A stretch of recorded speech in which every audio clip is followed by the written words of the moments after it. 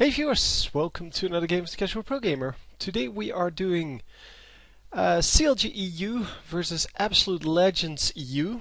So it is a very high ELO match. It is in fact a tournament match of IPL 5, the EU qualifier. And this is game 1. For legal reasons, I'm not allowed to put IPL 5 in the title, and I won't even be mentioning the teams. So this is the way I'm going to try to cast all of the tournament replays from now on. I'm going to call them high ELO scrims or something like that. I don't know what title I'll be using yet. So check them out because they will be all tournament replays. But yeah, my videos have been flagged before and I got into a lot of trouble, and now I can't use certain things that YouTube provides because I got flagged. So I'm trying to solve it this way. Anyway, yeah, as you can see, CLG versus Absolute Legends. And we have, well, the first thing we can see here is a new Morgana skin. It's not yet out. It will come out pretty soon, I'm sure. But it is not yet out. So for the rest, yeah, we see Mundo Jungle versus Nocturne. And yeah, we have a very aggressive bottom lane here. Leona plus, Urgot versus Tarek Corki. Tarek Corki, of course, a lot less offensive, but it can still do a lot of damage. Tarek can land his stun, and then Corki Valkyries in and uses his Gatling gun and all of his bombs. He can pretty much get the kill on anyone. So that's going to be interesting to see. Then yeah, Morgana Kokma, that is going to be Morgana's, well, problem, I guess. Although she does have a shield, but it's not going to save her for long, normally. But it all depends on positioning, jungle ganks, things like that. And then Jax versus Renekton, yeah, that is going to be a hard fight for both of them. I think both of them are pretty powerful.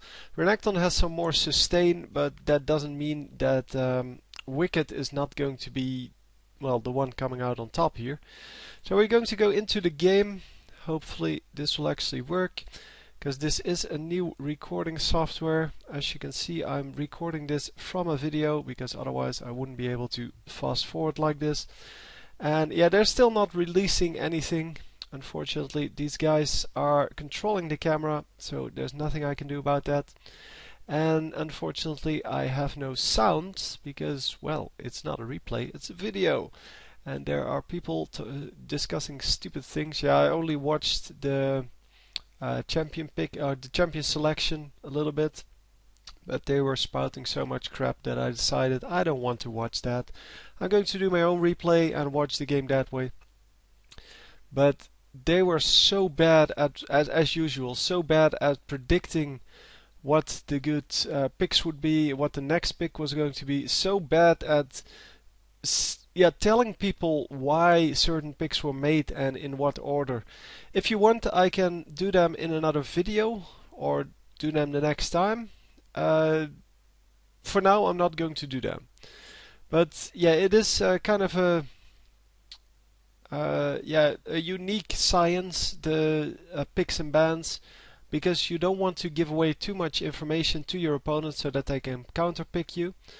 But you also want to have the strong champions on your team. So it's kind of a, yeah, it's a very complicated situation for these teams. Like, what are we going to pick first? So are we first going to pick our strongest champion with the risk of it getting counterpicked? Or are we going to pick like a general champion, so a champion that can do multiple lanes, such as Kokma, and then see what the enemies react to that, and if they pick a mid laner against him, then we're going to play in bottom lane. If they pick a bottom laner against him, we're going to pick him mid lane. Yeah, in this case they decided to go Urgot first because their idea was to go Urgot with a strong support. But for the rest, I didn't really pay attention. I know the enemy took Morgana first. And they took Renekton as a last pick. So the Renekton is really picked against Jax, not the other way around. And yeah, as I said, it'll be a hard fight for both of them. And yeah, Jax just with his jump is very dangerous against any top champion. So picking up a very strong, well, champion there is a good idea. Or rather, yeah, a good, I don't know. It's it's a good way to prevent the jump from Jax to be too strong in the lane.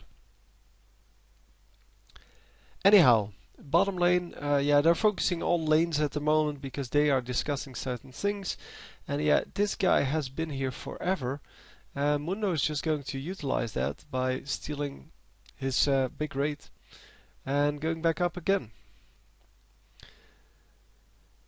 So finally they're moving in, and yeah, he did get spotted. I don't know how, if Mundo actually, yeah, Mundo actually saw him, I think. He just came into vision range because there is no ward out.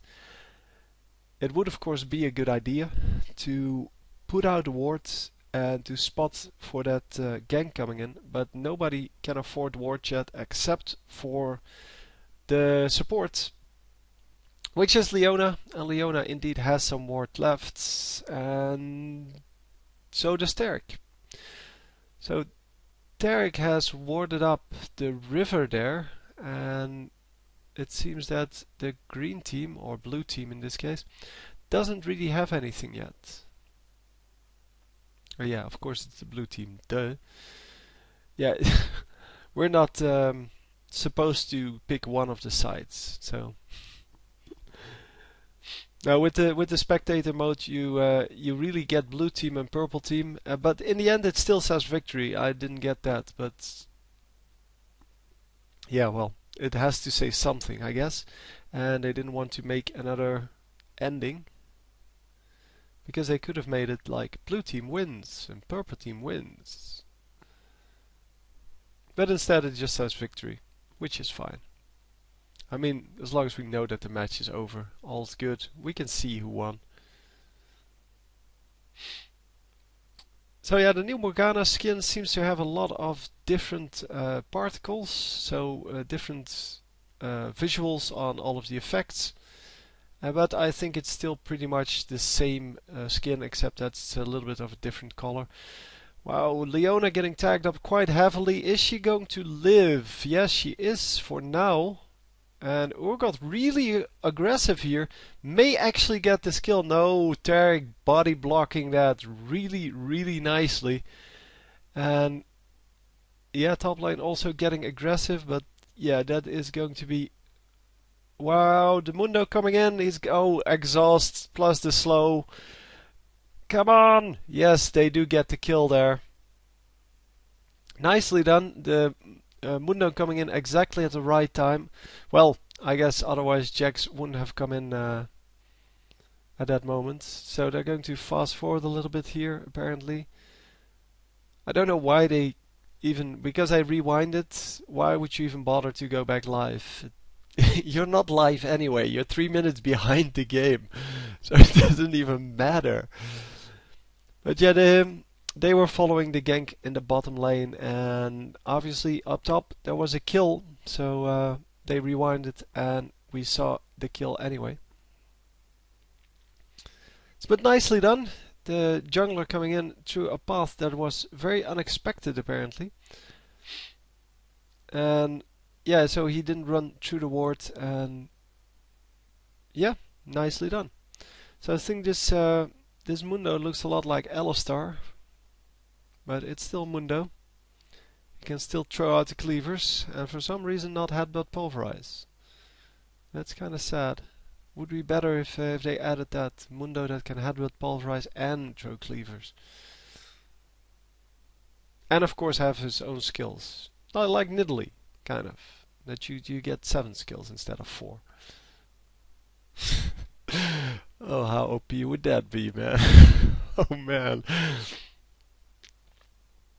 Yeah, Nidalee, they pulled that off quite nicely, I have to say. So yeah, there's nothing going on, so I'm just discussing other crap.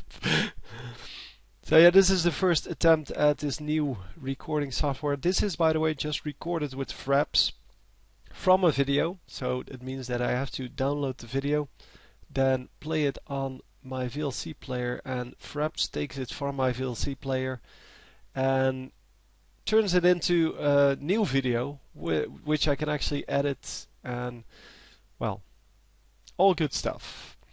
But if this works, it will be a lot easier than with the other recording software that I have, but we'll have to see. Obviously XSplit would still be my preferred way to do this, but XSplit, yeah, now costs money and I don't want to spend any more. So it's all good. It's all good. Anyhow, yeah, bottom lane doing pretty well on both sides. It's 44 versus 60, so Urgot is quite ahead, but yeah, Corki can farm pretty well in the late game. Top lane getting ganked by two junglers once again, and ultimate going off on Renekton, but he's not getting anything out of that. Mundo is just going to run out. And it seems that Morgana wants to pick up a kill here, but there's nobody there anymore. So she will have to run back to mid lane. Obviously, Froggen, our Karkma player here, will have told him that Morgana is coming top. And yeah, indeed, they see her coming back in now. Yeah, he saw her running top, well, through the top brush, and they have a ward on the jungle, so they know she didn't go to the jungle. They have a ward on the bush next, or in the river, so they know she didn't go there, so they know where she must be. Of course, she can also recall, and then they wouldn't have seen her, but yeah, well, better safe than sorry. So even if she recalled, they were safe where they were, and it's better to not die than to get a kill in this case, or to attempt to get a kill. And yeah, let's watch the other lanes for a bit, CS wise. A little bit of harassment going off on Morgana. 96 for Kokma versus 90 for Morgana. So yeah, Morgana can farm up pretty easily. Kokma, yeah, it takes a little more. He needs a little more than just one skill to clean the whole minion wave. He needs two. Maybe some auto attacks then, but yeah, he has superior harassment. He has just yeah, the better way to deal with his opponents than Morgana has, and in general I would give this lane to him. Of course, as I said, it all depends on how the ganks come out, because if there are awesome ganks from Morgana's part, then obviously they're going to win. It's as easy as that. I mean, the ganks are going to determine that whole lane, and if nobody comes in for a gank, then I'm giving it to Kokma. I may be completely wrong, but that's just the way it feels for me. Jax is at 73, and Renekton is also at 73. So yeah, that's pretty balanced there. Jax is 1 kill ahead because of that gank. And that is also the only kill in the game. So pretty much everyone still at the same number. Oh, wait, except for the supports. I mean, 5 minions on Leona and 0 on Tarek. So Leona, definite advantage there. She has a large advantage. Yeah, can't even be expressed in a percentage how far she's ahead, man.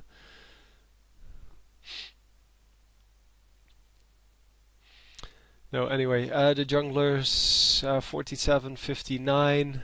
Yeah, but we saw Mundo take one of the big raids, and the big raid is worth more than the 3 small raids. So yeah, you can't really say a whole lot out of that. They have to turn on the gold values to see who is actually ahead there. But yeah, pretty much the same. The blue team, so that CLG, is a little bit ahead. They have a little more on well, on general farm, so I would put that on the Mundo probably, and that 1 kill obviously. Oh, that is mostly that 1 kill, because they're about 800-900 gold ahead. And yeah, that is going to be, yeah, mostly that kill. because that kill gives you about 600-700 gold. I think 650. So yeah, that's obviously a very good start to have, but yeah, the 1k gold is really not a problem at all in the late game or later game. And yeah, here was the stun into Valkyrie, well, Valkyrie Gatling gun, every bomb that he has, onto Orgot, and we see Orgot goes quite low from that. Oh, Leona going really aggressive here and almost gets the Terra kill, but yeah, then almost gets killed herself. And the jungler's coming in, and he's going to be just too late. Mundo using his ultimate, they're going to grab that kill. Mundo even getting an assist on that. That's a shame for Leona, but yeah, that's the way it is. They're going to grab this this dragon now. 4 champions here, 5th one coming in. And yeah, so even the top laner coming all the way to this bottom to grab that dragon. That was really not necessary at all. And Morgana is going to be fine. So Jax is going all the way to top lane now. Going to attempt to save his turret, but definitely lost a lot of farm as well as turret health there. So yeah, he lost about 90% turret health there, maybe 80. But still, the next time that Renekton pushes in, that turret is gone. So giving him the full control there.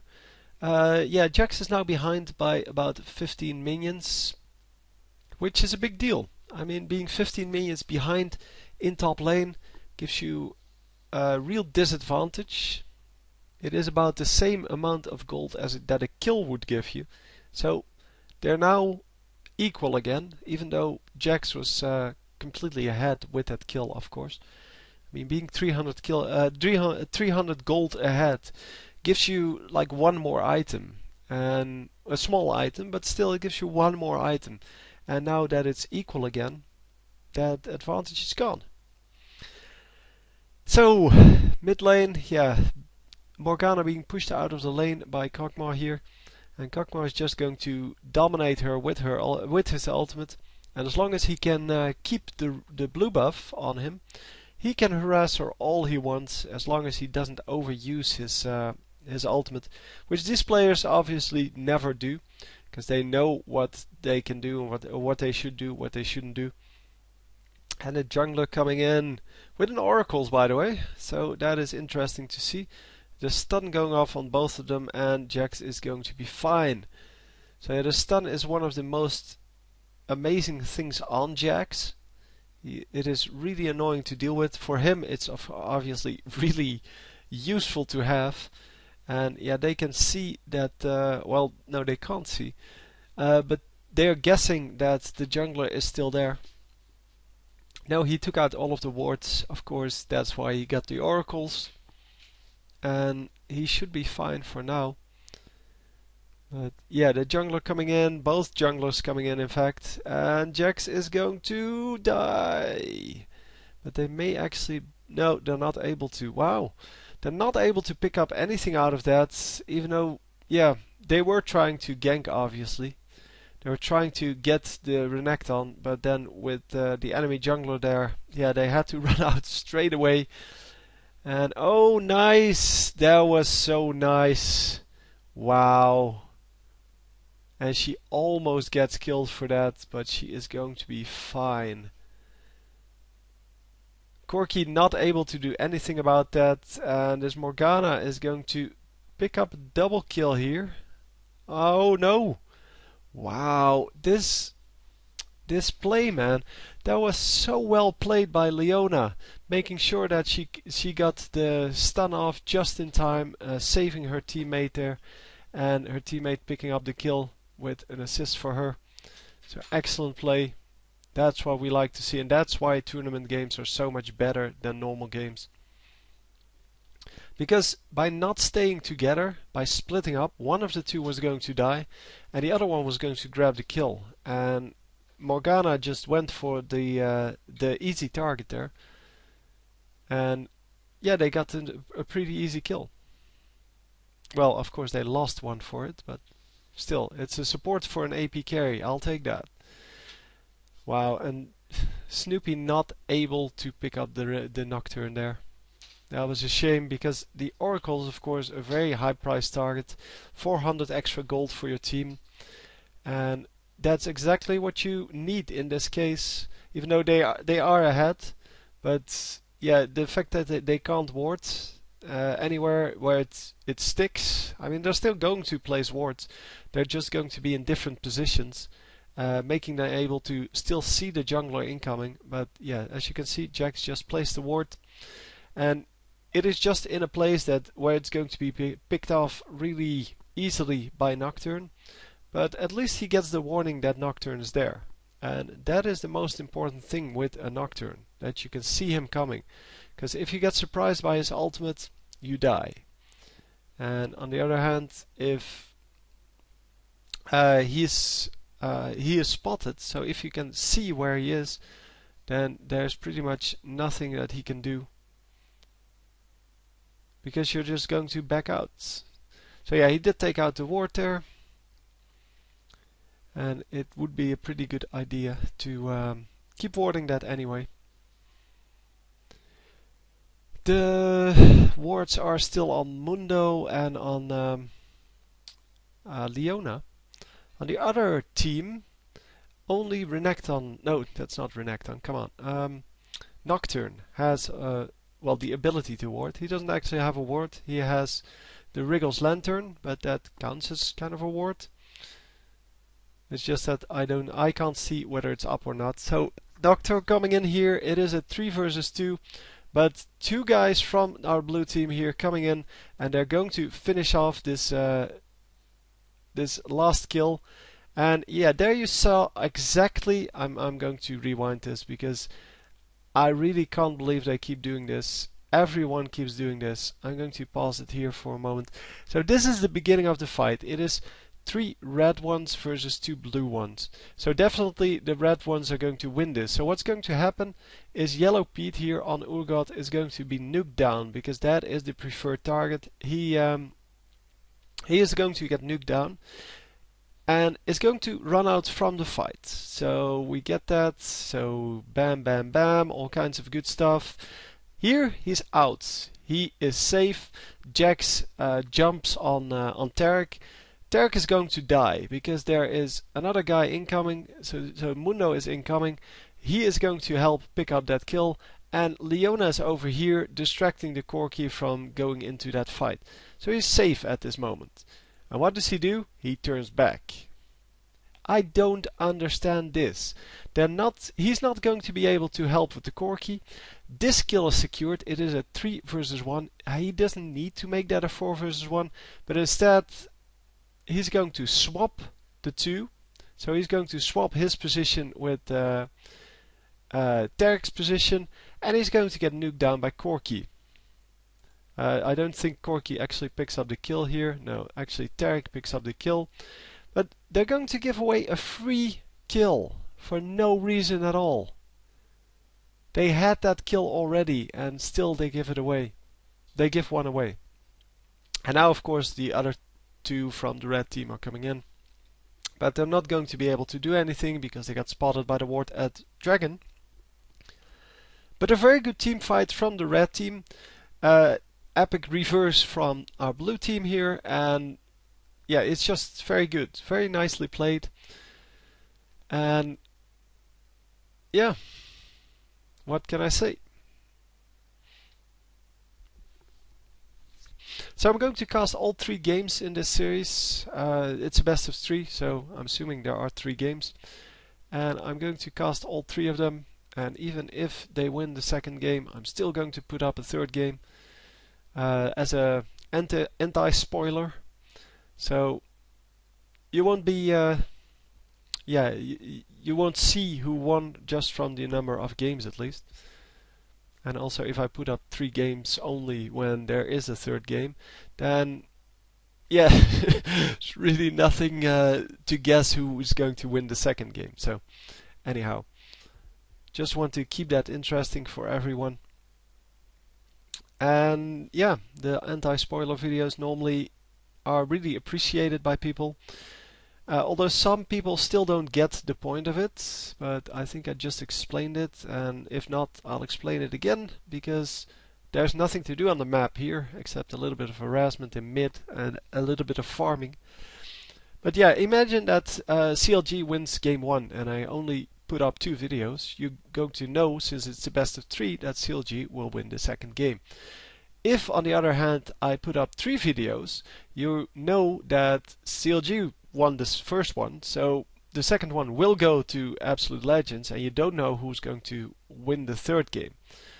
But yeah, that is kind of the reason why you put up spoiler videos, to make sure that people don't know what happened in the second game.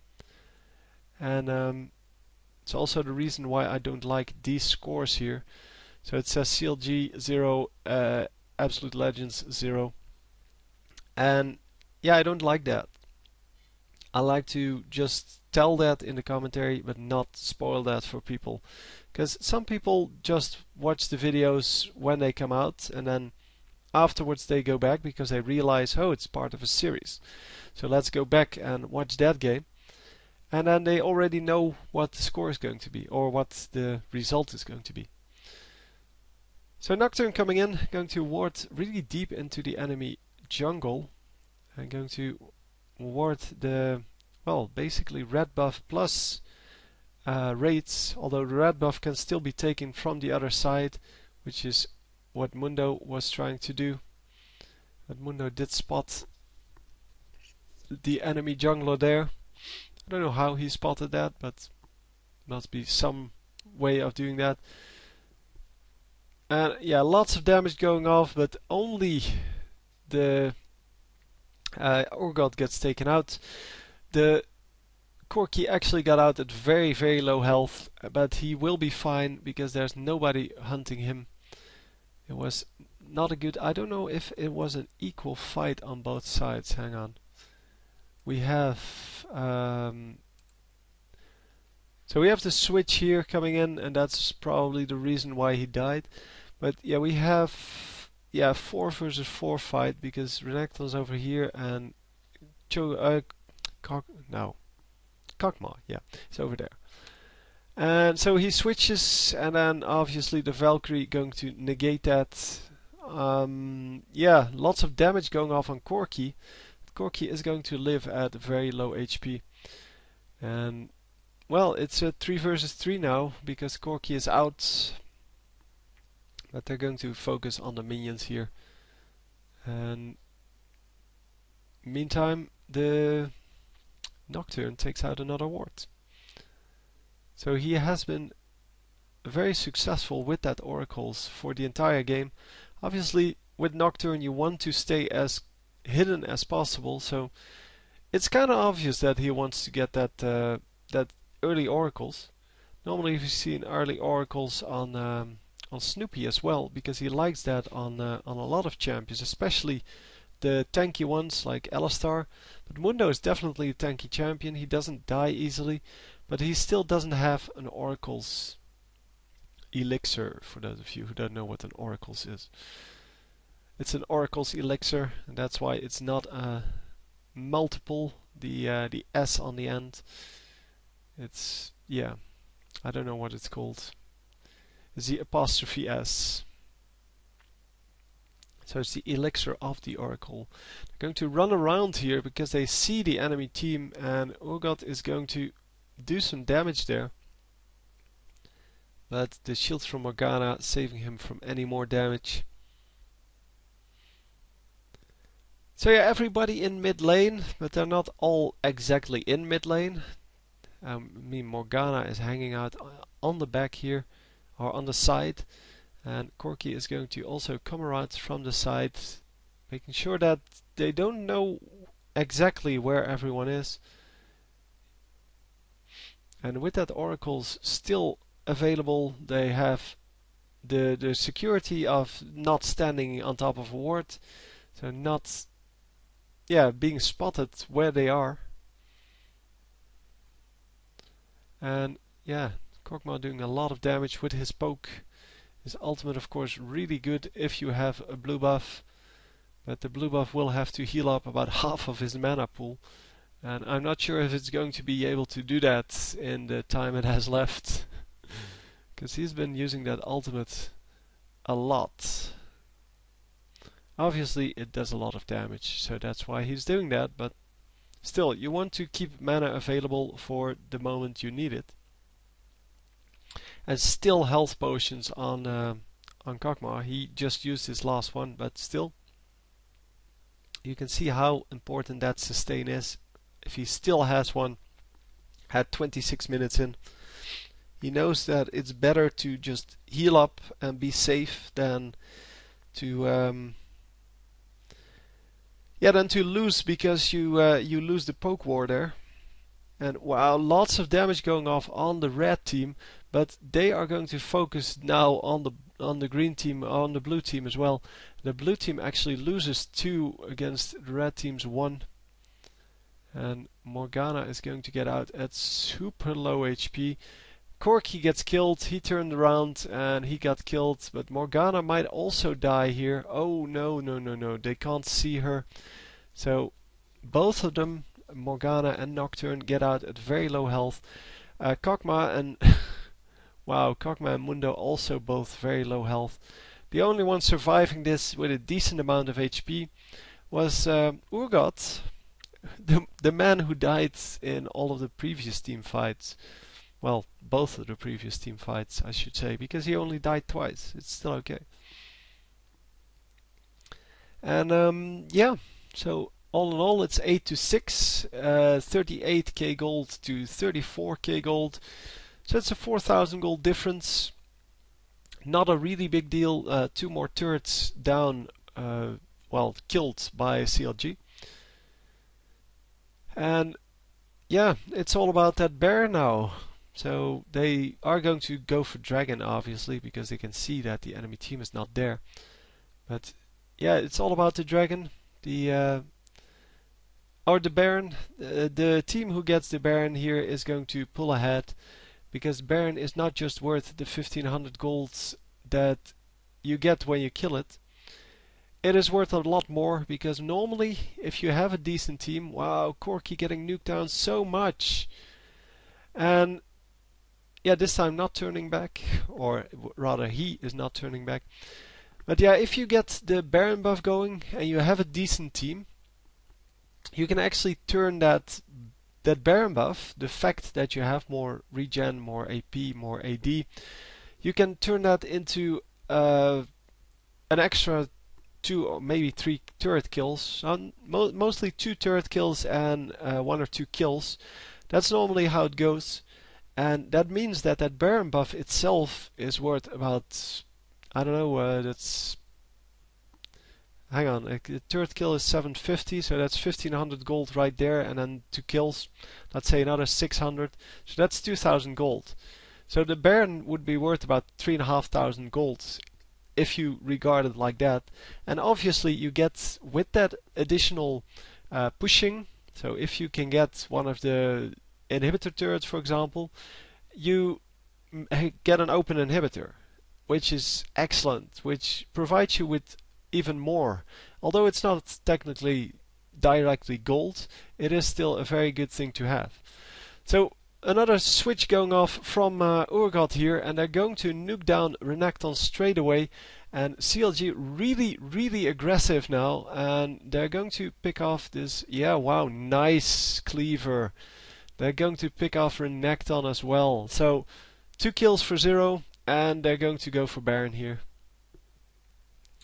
So oracles on Leona, and Leona is going to clear out that ward, making sure that the enemy team cannot see how low Baron is, because that is the point of having those wards. It's not the point that you can see that someone is doing Baron. It's the point that you can engage on that when Baron is low. And oh, nuking down the Taric. And then, of course, Morgana goes down because, well, it was a 2 versus 5 fight. Not really fair. And Corki is going to go down. Oh, come on, get him! Get him! Come on! Yeah! He gets him. No problem. Still has about 30% HP left. And yeah, Corky could have definitely gone out there. So he should have ran. But yeah, he wanted to stay in to push the lane to at least get something out of that. But it was not a smart idea. And yeah, the smart ideas are never to, well, to do kind of the no vision pushing. If you push like that, you know that the enemy team is all there, then why would you try to push that mid lane? Why not just go to the bottom lane, which has a huge minion wave in it? Well, not so much anymore now. Now it's for the other team, but you might want to just run across the map, and that way you actually have some more security that they're not going to engage on you straight away. Obviously, very well played by Korkma there. He knew he could get that kill if Corky didn't back off immediately, because Corky already used his Valkyrie, and he had no escapes left. But now it's 13-7, so it looks as if CLG is going to take this first game. And they are 8k gold ahead, and that is definitely enough to do this, because that's 20% that they're higher. And 20% is pretty much a whole lot. Froggen is going to go... No! Actually, they disrupt the channel there. I don't know how, but it did work. And a lot of damage going off on the red team. The red team completely demolished without anyone dying for that. And yeah, it's a full ace, so there's nothing they can do.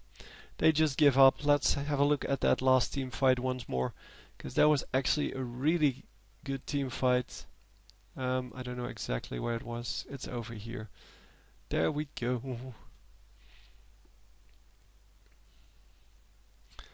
So yeah, what engages this team fight? It is probably going to be Urgot once again.